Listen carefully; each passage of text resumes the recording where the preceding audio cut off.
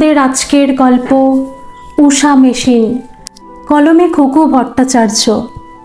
মা, তোমার এই পা মেশিন কিন্তু ফ্ল্যাটে নিয়ে যাওয়া যাবে না। 2 কামরার flat, dining, drawing room, open kitchen আর কমন বাথরুম দিয়ে 860 স্কোয়ার ফুট মাত্র। মেশিন রাখার জায়গা কোথায়? আমি একজন খদ্দের পেয়ে গেছি, মেশিন তো এখনও চালুই আছে। উনি দেখে শুনে যেটুকু রিপেয়ার করার করে নেবেন।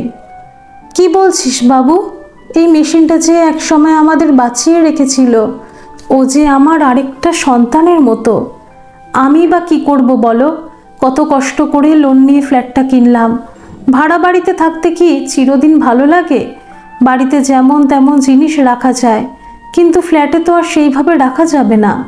বাড়িতে দেখো, তোমার এই সেলাই মেশিনের ওপরে রাজ্যের জিনিস রেখে দিয়েছো। কি নেই? মুড়ির ডিব্বা থেকে শিউলির বই পর্যন্ত তোমার ওই সেলাই মেশিনের ওপরেই পড়ে রয়েছে। ফ্ল্যাটে ওইভাবে রাখা যায়? শিউলির এবারে ক্লাস 9 হলো। আমি ভাবছি এবারে ওর জন্য একটা পড়ার টেবিল করে দেব। শিউলি তো তোমার ঘরেই থাকবে, পড়ার টেবিল রাখলে সেখানে সেলাই মেশিন রাখবে কোথায়? অনিন্দিতা চুপ করে থাকেন। কী বা উত্তর দেবেন ছেলের কথায়। ধীরে ধীরে উঠে নিজের ঘরে চলে যান। ভাড়া বাড়িতেও 2 কামরার ঘরে একটাতে অনিন্দিতা আর তার একমাত্র নাতনি শিউলি থাকে, আর আরেকটি ঘরে ছেলে প্রতিম আর বৌমা সুচরিতা থাকে। ছেলে প্রাইভেট কোম্পানিতে চাকরি করলেও মাইনেপত্র ভালোই পায়। অনিন্দিতাকে জড়িয়ে পেঁচিয়ে থাকা শিউলিটাও আজ কত বড় হয়ে গেল, ক্লাস 9। আর 1 বছর পরেই বোর্ডের পরীক্ষা। প্রতিম যখন ঠিক 5 বছরের, অনিন্দিতার স্বামী পরিমল এক মর্মান্তিক বাস দুর্ঘটনায় প্রাণ হারান। 5 বছরের প্রতিমকে নিয়ে অনিন্দিতা চোখের সামনে একরাশ অন্ধকার ছাড়া আর কিছুই দেখেননি। পাশে থাকা লোকজনও আস্তে আস্তে কমতে শুরু করে।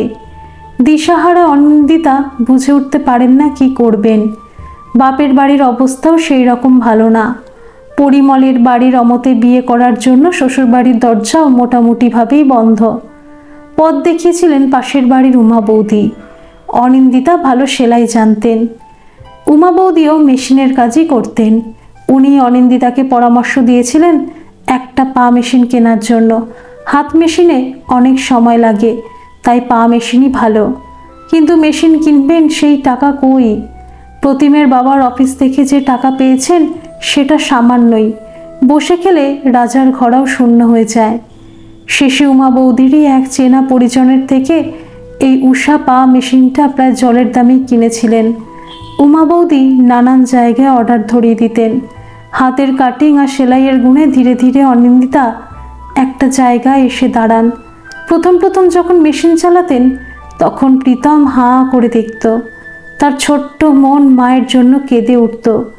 একদিন তো মাঝরাতে ঘুম ভেঙে দেখেন ছোট্ট প্রীতম তার পা টিপে দিচ্ছে। বুকে জড়িয়ে ধরেন ছেলেকে।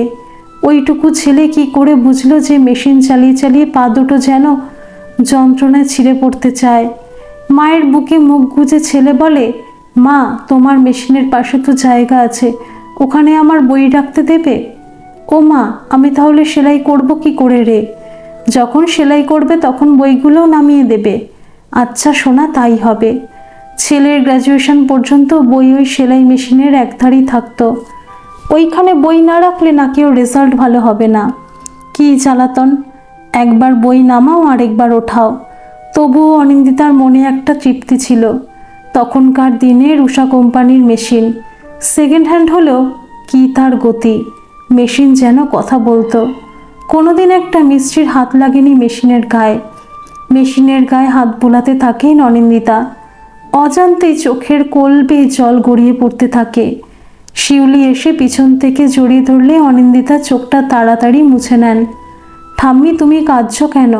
আমি বাবাকে বলেছি আমার কোনো পড়ার টেবিল লাগবে না। ওই মেশিনের একধারে যেমন আমার বই খাতা থাকে তেমনই থাকবে। ওখানে বই না রাখলে আমার রেজাল্ট ভালো হবে না। আর আমি তো তোমার খাটে বসেই পড়াশোনা করি। বাবা বলেছে ঠিক আছে, মেশিন ফ্ল্যাটে যাবে। ধুর পাগলি, তুই আবার বাবাকে বলতে গেলি কেন? তোর বাবার শখ হয়েছিল তোর জন্য একটা পড়ার টেবিল বানাবে। না না, ওই পড়ার টেবিলে বই রাখলে আমার কিছুতেই পরীক্ষা ভালো হবে না। আর তাছাড়া একটা কথা আমি আগে ভাগেই বলে রাখছি, আমাকে কিন্তু বিয়ের সময় এই মেশিনটা আমায় দিতেই হবে, আমার বেস্ট গিফট হবে। ওরে দিদি, তুই তো অনেক দিন অবধি ভেবে ফেললি, কেন আমার নাতনির ঘরের পুতনির বই খাতাও কি ওই মেশিনের ওপরেই রাখবি? উফ ঠামি, তুমি এত বাজে কথা বলো না, লজ্জা কিরে দিদি ভাই। অনিন্দিতা বুকে জড়িয়ে ধরেন শিউলিকে। ঘরের দরজার ওপারে দাঁড়িয়ে প্রতিমে দুটো চোখ জলে ভরে যায়। ইস, আমি কি ভুল কাজ করতে যাচ্ছিলাম। স্মৃতি দিয়ে মোড়া এই অমূল্য সম্পদটাকে আমি অন্য কারোর হাতে তুলে দিতে যাচ্ছিলাম। ধন্যবাদ সকল বন্ধুরা। এই গল্পটি যদি আপনাদের ভালো লেগে থাকে তাহলে অবশ্যই একটা লাইক করে দেবেন, আর এই চ্যানেলে নতুন হয়ে থাকলে চ্যানেলটিকে সাবস্ক্রাইব করে আমার পাশে থাকবেন, আর পাশে থাকা বেল আইকনটিকে প্রেস করে দেবেন যাতে সমস্ত গল্পের নোটিফিকেশনগুলি সবার প্রথমে আপনাদের কাছে পৌঁছে যায়।